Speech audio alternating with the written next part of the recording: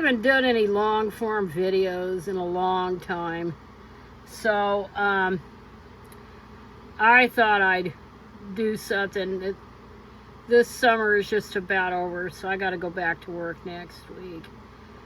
And it looks like I may be moving from this place after all these years, which would be a good thing. I don't know how I'll be. I mean, I'm going to try my damnedest to be able to afford to move into this place and stay there for at least the next year. But it had all the bells and whistles, and I'm able to keep my dog and even get another dog, or cat. So I think that's probably worth coughing up a fortune. But you know, it's like anything. When you're 71 years old, you can't sustain it for any long period of time. But you know, it's got the washer dryer. It actually has a washer dryer in the unit, and a dishwasher, covered parking, you know, all that stuff. And it's over 800 square feet. So anyway, I wish I didn't have to pay that much for it. So it is what it is. But anyway, there was a lot of yapping, and it should, you know, and I don't talk about the trans issue much anymore, because I just don't feel like it, and I just think that it's kind of irrelevant. But you know, the people that were the right wing that was championing Title IX, their mask is off now. Of course, now they want to get rid of Title IX because it hurts women's fertility. We've heard this bullshit about sports opportunities. We've heard this shit for decades, that women couldn't run in marathons because their uteruses would fall out and it would ruin their fertility and everything.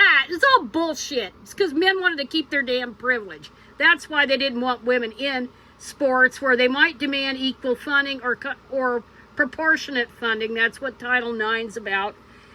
And they didn't want to share the pie. And that's why the right-wing outfits like Concerned Women for America and Alliance Defending Freedom, and of course Independent Women's Forum, they've always been against Title IX.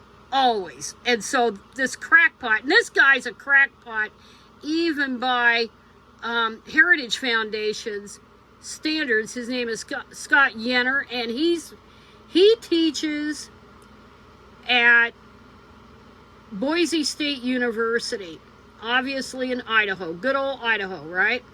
And unlike old Wilson, who's up in the north, in the Panhandle, Doug Wilson, this guy is down in the south end of the state. But there have been complaints about him for years and years and years about his sexism and all of that. And yet the university keeps him because he has tenure. So he'll be there. He'll keep spewing his nonsense until he feels like he's ready to retire. And then he'll probably find another big high-paid gig. But anyway, yeah, feminist social engineering. Oh, this guy was born in 1970. He does not know what it was like before Title IX. He has no idea what it was like. He hasn't a clue what it was like. It sucked. It totally sucked. Women are not put on this earth to be helpmeets for a man. And this guy wants to take equal opportunity for girls and young women in sports and in other efforts so they can get married right out of high school.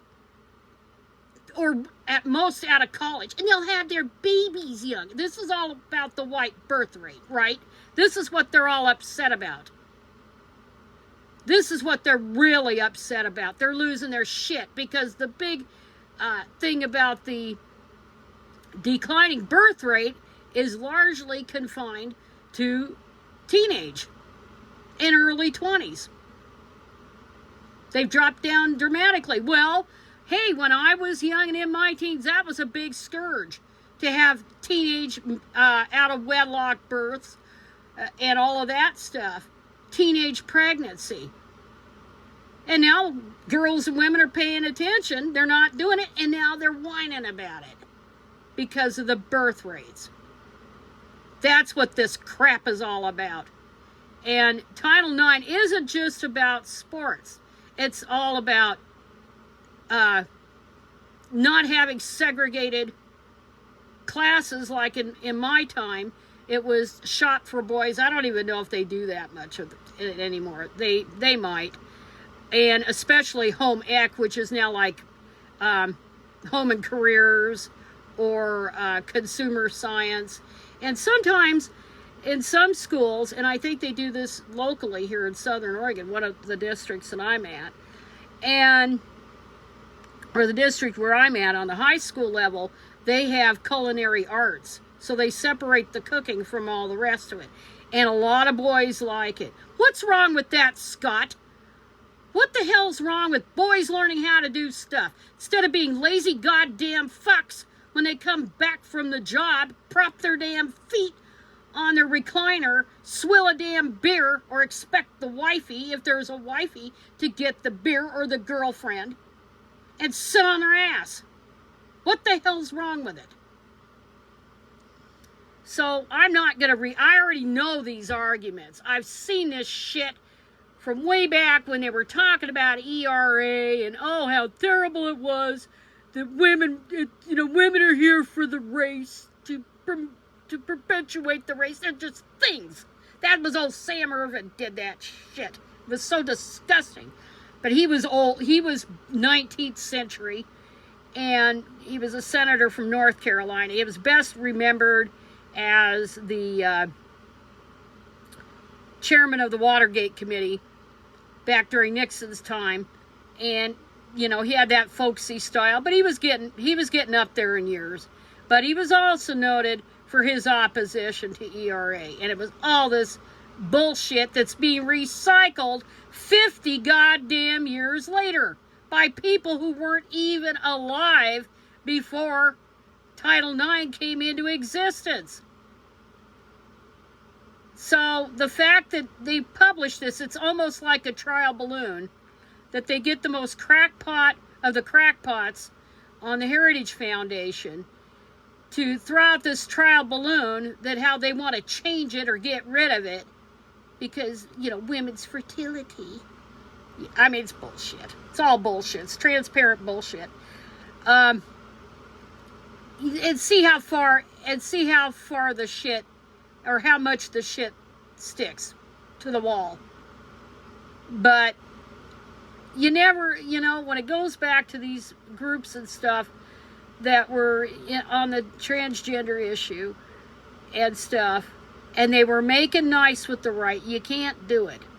Because they're about 20 steps ahead of you. They're dishonest as goddamn fuck. They're total dishonesty. You have to understand, this is all about money here for men. And colleges and universities being able to spend money however they see fit. And boys are better than girls, so they should get the lion's share of the money. And we can't have girls be independent. We can't have them independent because they should be focused on finding a boyfriend in high school and getting married right out of high school and having babies by the time they're 25 and all this other shit that I grew up with.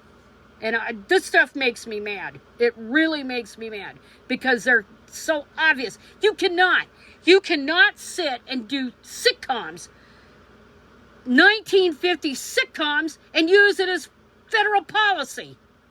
That isn't the way it was then in real life.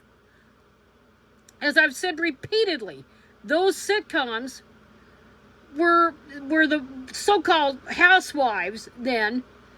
They were all portrayed by career women. They didn't do that for free. They were paid to play those parts. It wasn't like that then. It was not like that. And he has no clue, and he doesn't give a shit. because there's an agenda to force them back. They think they're going to do it, but they're not. It's going to plummet even more. The birth rate's going to go into the minus column if they keep this goddamn shit up. And Scientific American, which I copied because it's a pay site, but scientists whose papers were cited by a Heritage Foundation report, Scott Yenor, on women in sports say I will not call it conservative. This far-right think tank, which has influenced several high-profile Trump administration policies, P25 and good old Russ Vogt, misrepresents their research and neglects the science. Of course, that's the point. That's the point. Scott Yenor argues in the July 8th report that Title IX, a 1972 law that bans sex discrimination in education, including sports, has evolved from a seemingly modest anti-discrimination statute into a powerful engine of feminist social engineering. What a crock of shit. He wants to, and this is projection. He's the one, and his ilk want to engage in social engineering. They want to push women back into the home. That's where they belong. They're too stupid to be educated. They're too fucking stupid to work. They're too fucking stupid to lead. We've heard this bullshit, Yenor. We heard this way back. Oh, and I want to say before I go on further on this, that Title IX wasn't just about sports. It was also about removing stereotypes in the classroom, even outlawing kicking girls out of high school if they got pregnant. Well, if the daddies, if they were in the same age bracket, that they were kids themselves, they were allowed to finish school. That made that illegal. The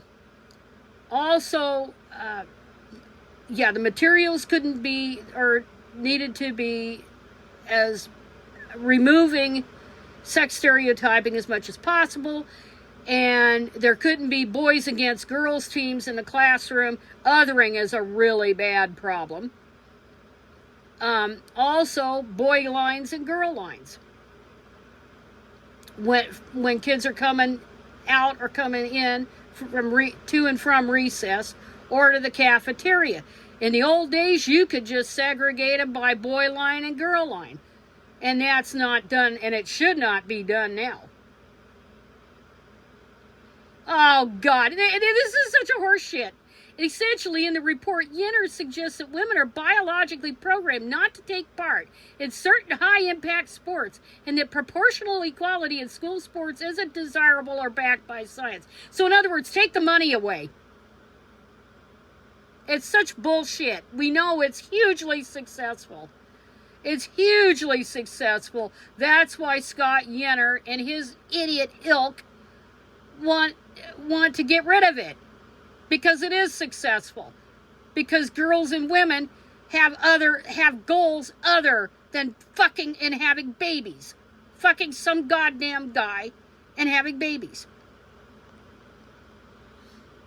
It says here, the evidence is remiss at best. The interpretation says Carlos Hernando Domingo, a professor at Spain's University of whatever, whose research was cited by Yenor. All high-performance sport carries direct health risks, regardless of sex. The possibility of injury, as well as physiological and psychological disorders, are elements that must be considered, well, in all training processes. Well, does Yenor propose getting rid of funding for football and basketball and hockey and boxing and all this other stuff? Does he propose for men? Does he propose doing that? Hell no.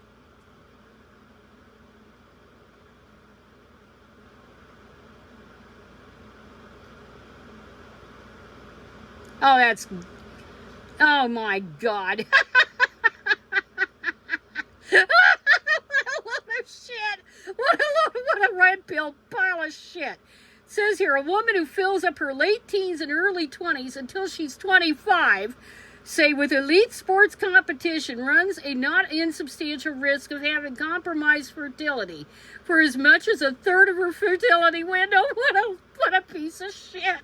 Yenor writes in an email to Scientific American. Fertility for women really falls off in the early to mid-30s. Men have much longer windows. No, they don't. Their fertility is shot right around age 40. Their fertility is shot, and there's a lot higher risk for birth defects. So he's full of shit. This is an red pill garbage.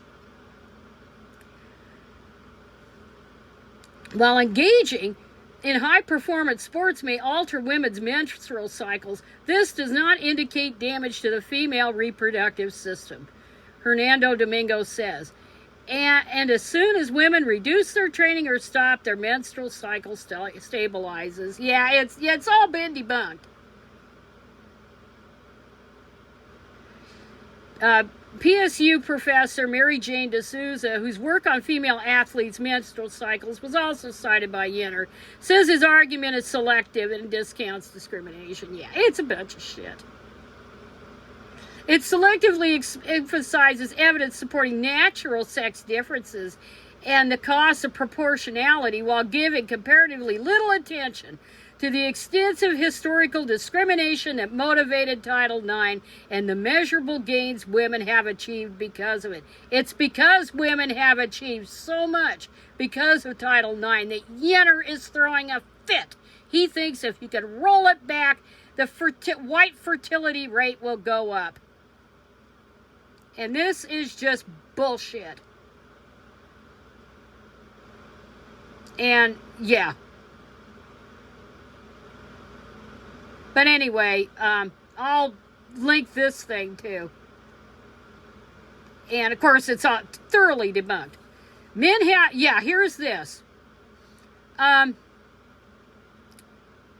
Training could lead to damage to sperm cells. Yeah. Men also have reproductive consequences, Carson says. They're just harder to detect because of things like sperm quality. And so they usually go undetected until maybe they're trying to conceive. And, the money's got to go to the men. Yenor's such a liar. The Heritage Foundation's Yenor dismisses the notion that elite sports pose any threat to male fertility. Oh, God, what a load of shit. Yeah, they can compete more safely, but yeah, well, he wants them to marry right out of high school. That's what he wants. He wants to take it away, and so the girls and women will focus on finding a boyfriend and focus on being a housewife and all that other shit. So it's so transparent, and yeah, it's been debunked. Everything they say is garbage. So, anyway, yeah, I sound angry. I don't give a crap. Because there's a lot to be angry about. Seemingly. Oh, I mean, he doesn't even know what it was like. He has no personal experience with what it was like pre-Title IX. Oh, it was so wonderful. Home ec was so wonderful when they trained you how to be a wife. And those of us who had no desire to do that, it sucked. It sucked. But it's taught different now. Thank God. But anyway, that's enough of that Title IX shit. So people are paying attention to it. They are paying attention to Yenor, and he probably shouldn't be paid attention to. But they kind of say what they really were all about all the time. They took they took the transgender thing and they turned it inside out, and so what it was, for them, it was a way to divide the political left. And it worked. It worked. And women's feminist groups are having to try to pick up the pieces because it's been so damaged by the right. Everything they touch, they ruin. Everything.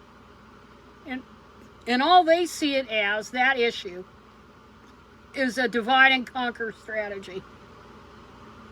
And to con women especially into supporting policies that would take their rights away.